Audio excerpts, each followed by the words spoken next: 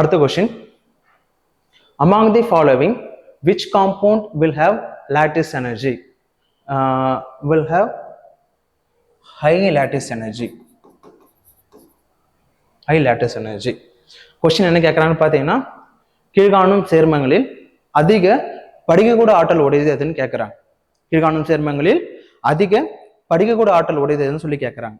So அப்போ lattice எனர்ஜினா என்னது? ஒரு மோல் அயனிக் சப்ஸ்டன்ஸ் ஃபார்ம் ஆகும். எங்கேருந்து ஃபார்ம் ஆகும்னு பார்த்தீங்கன்னா, கேஷியஸ் கேட்டியான் ஆனாலேருந்து ஃபார்ம் ஆகும். ஒரு மோல் அயனிக் சப்ஸ்டன்ஸ் ஃபார்ம் ஆகும்போது லிபரேட் பண்ணக்கூடிய எனர்ஜி, அதுக்கு பேர் லேட்டிஸ் எனர்ஜின்னு சொல்லலாம். அப்படி இல்லைன்னா ஒரு மோல் அயனிக் சப்ஸ்டன்ஸை அதனுடைய கேஷியஸ் கேட்டியான் ஆனியானா மாற்றுறதுக்கு தேவைப்படக்கூடிய எனர்ஜி, அது நம்ம என்ன சொல்லலாம்னு பார்த்தீங்கன்னா லேட்டிஸ் எனர்ஜின்னு சொல்லலாம். அப்போ படிகூட ஆற்றல் என்னன்னு பார்த்தீங்கன்னா, ஒரு மோல் அயனி சேர்மம் உருவாகும் போது வெளியேற்றப்படக்கூடிய ஆற்றல், அதை நம்ம படிகூட ஆற்றல்னு சொல்லலாம். அப்படி இல்லைன்னா ஒரு மோல் அயனி சேர்மத்தை அதன் வாயு நிலையில் உள்ள நேர்மின் அயனி மற்றும் எதிர்மின் அயனிகளாக மாற்றுவதற்கு தேவைப்படக்கூடிய ஆற்றல் தான் என்னன்னு பார்த்தீங்கன்னா படிகூட ஆற்றல் சொல்லலாம். சரிங்களா? இதை எதை பொறுத்திருக்குன்னு பார்த்தீங்கன்னா, ஒரு விஷயத்தை மட்டும் ஞாபகம் வச்சுங்க. இதுல சைஸ்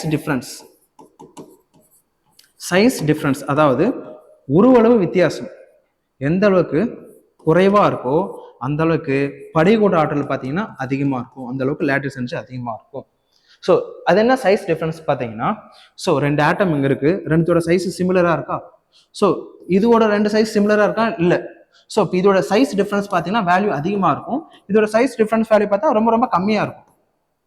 ஸோ அப்போ எப்பப்பெல்லாம் சைஸ் டிஃபரன்ஸ் வேல்யூ ரொம்ப ரொம்ப கம்மியாக இருக்கோ அந்த மாலிகுல் பார்த்தீங்கன்னா அதிகமான லேட்டிஸ் எனர்ஜி இருக்கும். புரியுதுங்களா? இன்னும் எக்ஸாக்டா சொன்னா எந்த அளவுக்கு இந்த பாண்ட் ஸ்ட்ராங்கா ஃபார்ம் ஆகுதோ அந்த அளவுக்கு லேட்டிஸ் எனர்ஜி லிபரேட் பண்ணுறது ரொம்ப அதிகமாக இருக்குன்னு சொல்றாங்க.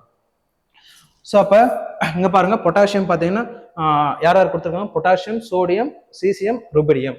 ஸோ அப்போ சோடியம், பொட்டாசியம், ருபிடியம், சீசியம். இங்க ஆனியன் எல்லாமே சேமா இருக்கு, எதிர்மின் அணிகள் எல்லாமே இங்க என்னவா இருக்குன்னு பார்த்தீங்கன்னா ஒரே மாதிரியா இருக்கு. ஸோ அப்போ இதோட சைஸ் நம்ம ஃபிக்ஸ் பண்ணிப்போம். இதோட சைஸ் பார்த்தீங்கன்னா நம்ம ஃப்ளூரினோட சைஸ் பார்த்தீங்கன்னா ஃபிக்ஸ் பண்ணி வச்சுப்போம். இதாலுமே ஃப்ளூரின் வச்சுப்போம். இப்போ எங்க பாருங்க, சோடியத்தோட சைஸ் கொஞ்சம் பெருசா இருக்குமா? சரி, டாப் டு பாட் வரும்போது என்ன ஆகும்? கூடுகள் எண்ணிக்கை அதிகமாகும். நம்பர் ஆஃப் ஷெல்ஸ் பார்த்தீங்கன்னா இன்க்ரீஸ் ஆகிறதால சைஸ் என்ன ஆகும்? இன்க்ரீஸ் ஆகிட்டே வரும். ஸோ இருக்க சைஸ் என்ன ஆகிட்டே வரும்னு பார்த்தீங்கன்னா இன்க்ரீஸ் ஆகிட்டே வரும். ஸோ அப்போ இதுக்குள்ள அந்த வித்தியாசம் என்ன ஆகிட்டே வருது? அதிகரிச்சுட்டே வருது. ஆனால் நமக்கு என்ன ஆகணும்? குறையணும். ஸோ அப்போ அந்த உருவளவு வித்தியாசம் யாருக்கு ரொம்ப குறைவா இருக்குன்னு பார்த்தீங்கன்னா இவங்களுக்கு தான் குறைவா இருக்கு. ஸோ அப்போ சோடியம் ஃப்ளூரைட் இந்த காம்பினேஷனுக்கு தான் லேட்டிஸ் எனர்ஜி ரொம்ப ரொம்ப அதிகமாக இருக்கும். இவங்க ரெண்டு பேரும் சேர்ந்து அந்த ஃபார்ம் பண்ணக்கூடிய அந்த பாண்டு தான் என்ன இருக்குன்னு பார்த்தீங்கன்னா ரொம்ப ரொம்ப ஸ்ட்ராங்கா இருக்குன்னு சொல்றாங்க. ஸோ அப்போ எந்த ஆப்ஷன் வரும்னு பார்த்தீங்கன்னா ஆப்ஷன் பி வில் பி கரெக்டா இருக்கும்.